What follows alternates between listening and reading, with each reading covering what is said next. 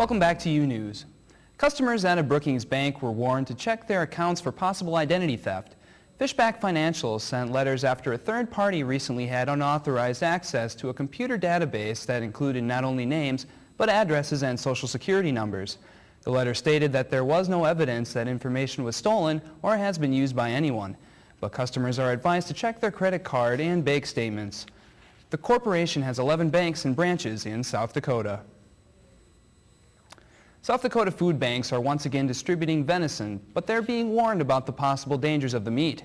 South Dakota food banks temporarily suspended distribution of the meat after North Dakota officials ordered no more deer meat to be offered through the banks because of possible lead contamination.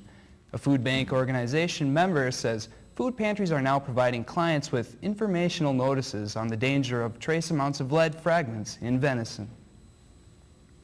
The last month of school can be very stressful for most students, and the seniors in the art department are no exception. In the Warren Lee Fine Arts Center, senior graduation portfolios continue this week. Julie Niskanen and Mark Steamwaddell are the featured artists. These students are 2 of 10 that will be displaying their work through the end of the year. The gallery showcase is a graduation requirement for art department majors. The display is a compilation of work from the students' years in college. The students are also able to sell this work and have copies of their resume on hand. The showcases are held in the University Art Gallery in the Fine Arts Building, and viewing is every day from 8 to 5. Local band We All Have Hooks for Hands will be performing live Friday night in the Al Newharth Media Center. The live concert is part of a South Dakota public broadcasting program called No Cover, No Minimum. Tickets are free but must be picked up in advance. Any interested students can contact SDPB or stop by its offices. The concert is scheduled to start at 8. The wife of a former South Dakota lawmaker, Ted Cloud, is distancing herself from a lawsuit filed in federal court. The lawsuit first came when the couple's foster daughter has sued them for negligence, breach of fiduciary duty, and battery. Cloud is currently serving a 54-year sentence in prison for rape and witness tampering. Cloud's wife has asked a judge to dismiss the lawsuit on the grounds that she had no responsibility for her husband. She also argues that the victim could have stopped the sexual assaults. If the lawsuit is successful, she says her husband should have to pay all damages. The Nebraska State Patrol says there may be more than 14,000 Nebraskans who illegally register their vehicles in states like Iowa and South Dakota. The patrol announced today results of a 2-month investigation by the Auto Fraud Division and the State Department of Motor Vehicles. The findings showed that illegally registering vehicles in other states is costing Nebraska about $11 million in revenue each year. The director of the Department of Motor Vehicles says that law-abiding taxpayers are victims of this crime because it results in a loss of vehicle tax revenue and fees and loss of sales tax revenues. Although USD doesn't move to Division I until next fall, student athletes are already preparing themselves for the switch. The USD spring football game is fast approaching. The outcome is thought to be a good predictor of how the team will do come the fall season. If the offense struggles, then the defense must be progressing. If the offense beats the defense, it means the Coyotes are going to be in for a long season.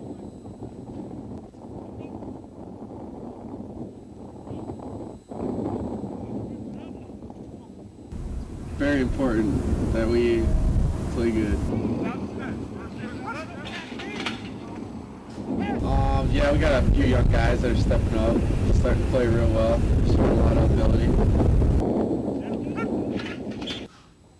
USD's spring game is Friday night at 7 in the Dakota Dome. In world news, a plane crash in the Democratic Republic of Congo has left at least 21 dead. The plane crashed shortly after taking off yesterday, going through a heavily populated marketplace. Most of the crash victims were on the ground. The number of dead is expected to rise after sifting through the wreckage. Up next, UCHAS Jennifer Jones talks with Terry Robertson about Earth Day. Stay with us.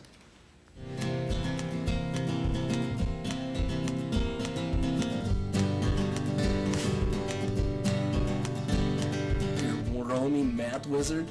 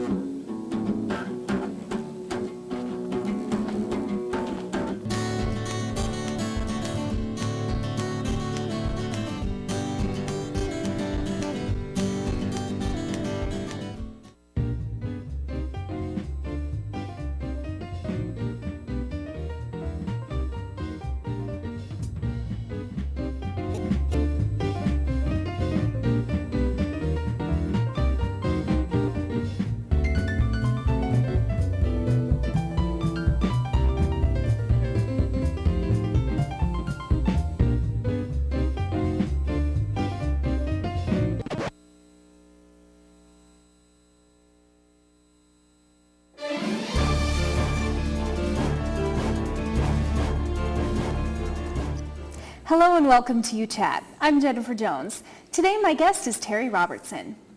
So the IDEA students are putting together an IDEA celebration an Earth Day celebration, Absolutely. for next Tuesday. What can event goers expect to see?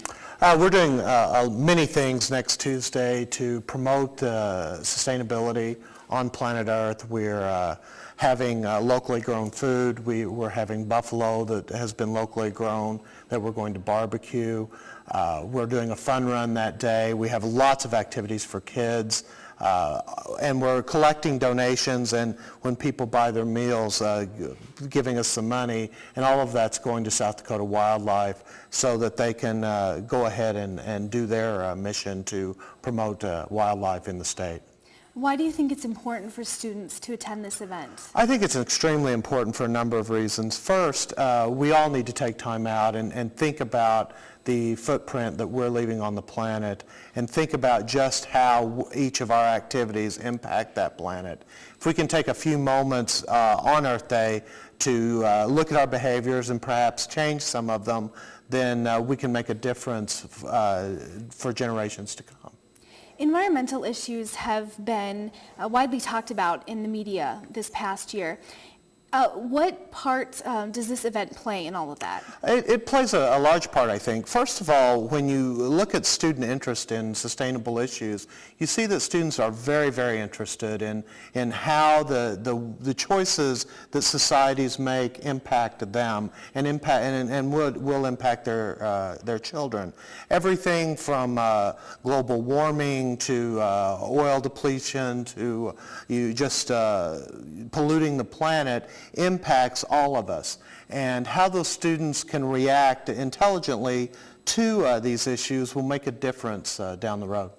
What's the most important thing that you feel that students can do to be better to our planet? Honestly, become aware.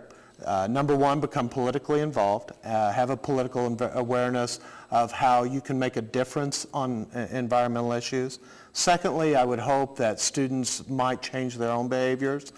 We all have to look at the choices that we make and see how those choices impact the environment. And I would hope that students would make choices that are sustainable and that will lead to a better future for all of us. All right, if students want to attend this event, what do they need to know?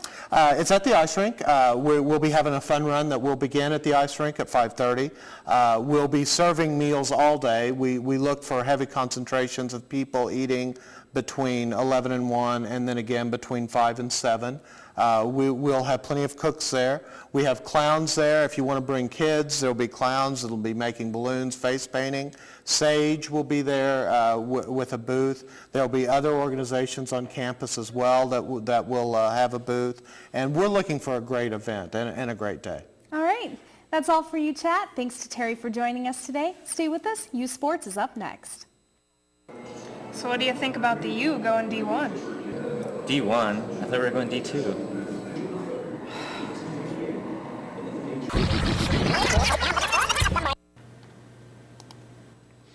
Do you want to go to the CSC? I'm kind of hungry. The CSC? Are you kidding me? It's been under construction for a long time now. You didn't know that?